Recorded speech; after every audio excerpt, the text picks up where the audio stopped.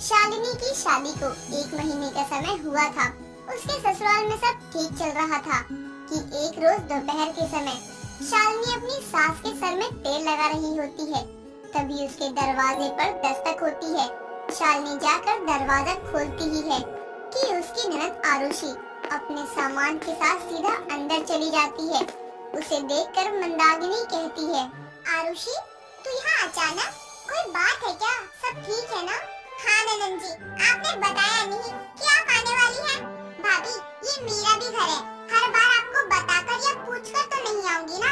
माँ, मैं कमरे में जा रही हूँ। अरे पर कुछ तो बताकर जा आरुषि। आरुषि अपनी माँ की बात का जवाब दिए बिना ही अपने कमरे में चली जाती है। उसका ये रवैया देख मंदाकिनी अपना सर पकड़कर बैठ जाती है। अब क्या भूचाल आ गया इसकी जिंदगी में? हे भगवान, इसकी गृहस्थी संभाल लेना बस। सासू माँ, आप ऐसा क्यों कह रही हैं? अरे बहू, तू कुछ नहीं जानती। थोड़ा और मालिश कर दे, मेरे सर में अचानक ही दर्द उठ गया। जी सासू माँ, मैं करती हूँ। शालिनी फिर अपनी सास के सर में मालिश करने बैठ जाती है। शाम के समय जब शालिनी का पति वैभव घर आता है तो आरुषि से बात करता है तो पता चलता है कि आरुषि अपने ससुराल वापस नहीं लौटना चाहती। ये सुनकर मंदाकिनी परेशान होकर कहती है, अरे पागल, ये कैसी बातें कर रही है?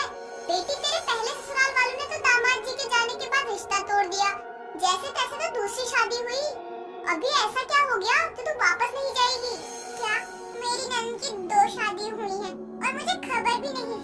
माँ, जब दीदी के दूसरे ससुराल वाले इनके साथ अच्छा बर्ताव नहीं कर रहे हैं और जीजाजी को भी उनके होने ना होने से कोई फर्क नहीं पड़ता, तो वहाँ जाकर दीदी की हैसियत बस एक नौकरानी की तरह रह जाएगी जो उनके घर का काम करेगी फ्री में। हाँ माँ, इसलिए मैंने डाइवोर्स लेने का फैसला लिया है। मेरा दूसरा ससुराल भी मेरा नहीं हुआ। ननद जी, आप उदास मत होइए। हम एक बार बात करके देखते हैं ना आपके ससुराल वालों से, शायद कोई हल निकल जाए। भाभी, आप बीच में ना ही पड़े तो ही अच्छा है।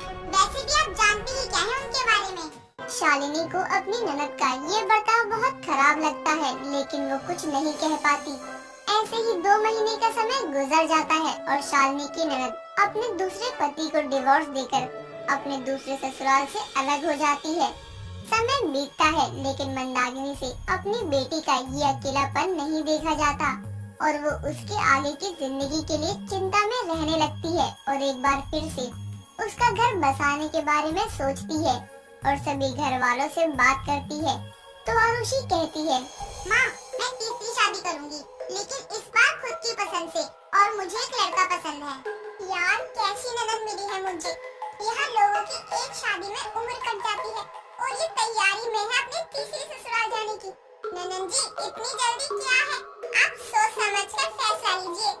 जल्दी है भाभी, 2 शादियों के टूटने का दर्द मुझे भी है। हमेशा अपने मायके में नहीं बैठी रह सकती। मुझे भी अपने ससुराल में बहू बनकर जिंदगी गुजारनी है। ठीक है दीदी, आप ना मुझे उस लड़के के बारे में सब बता दीजिए। आपकी जो खुशी होगी ना, हम वही करेंगे।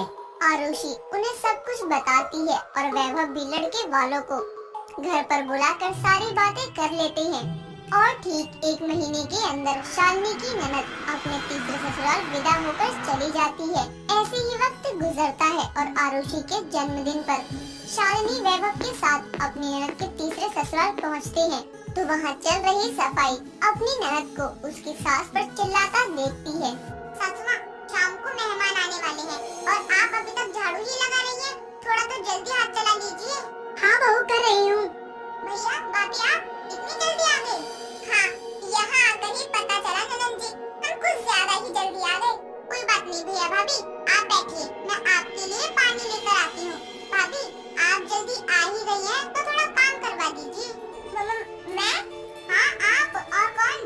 यही तो कमी रह गई थी। कैसी ननद है और कैसा इसका तीसरा ससुराल है। मेहमानों की कोई इज्जत ही नहीं है। क्या हुआ भाभी, क्या सोचने लगी?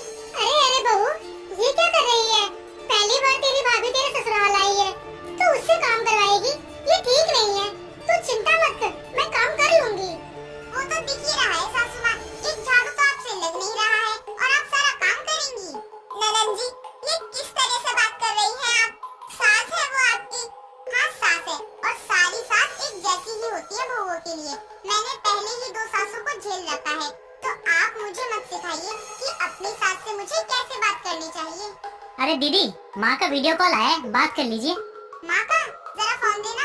वैभव फोन का बहाना कर आरुषि का ध्यान बहस से हटा देता है और शालिनी के पास जाकर उसे धीरे से कहता है, तुम यहाँ लड़ने आई हो क्या? ये तुम्हारी ननद का ससुराल है, तुम्हारा नहीं। ससुराल नहीं, तीसरा ससुराल। और आपकी बहन के ये तेवर देखकर पता लग रहा है कि इन्होंने अपने पहले 2 ससुराल वालों के साथ कैसा बर्ताव किया होगा। शांत हो जाओ शालिनी, अब दीदी से कोई बहस मत करना। वैभव शालिनी को समझा देता है और वो भी चुपचाप शाम की पार्टी की तैयारी में लग जाती है और फिर अपनी ननद से कोई बहस नहीं करती। शाम को बर्थडे पार्टी अटेंड कर वो बिना कुछ कहे वापस घर आ जाती है और वैभव के कहने पर अपनी सास को भी कुछ नहीं बताती।